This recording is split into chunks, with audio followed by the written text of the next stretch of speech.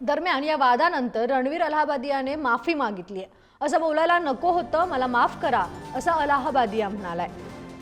त्याच्या वक्तव्यावरून वाद झाला होता आणि त्या संदर्भात त्याने आता माफी मागितली आहे.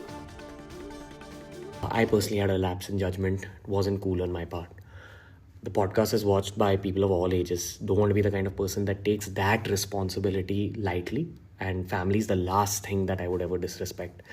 Need to use this platform better. That's been my learning from this whole experience. I promise to just get better. I've asked the makers of the video to remove the insensitive sections from the video. And all I can say in the end is, I'm sorry. I hope you can forgive me as a human being. तर आपले प्रतिनिधी श्रेयस सावंत आपल्या सोबत आहेत. या वादानंतर आता रणवीरने माफी मागितली आहे. काय अधिकची अपडेट आहे श्रेयस?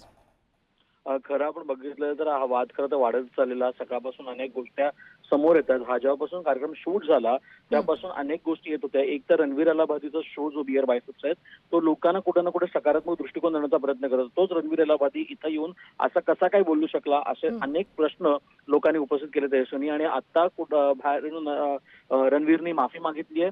एकंदर पाहायला गेलं तर अनेक तर्कवितर्क लावले गेले.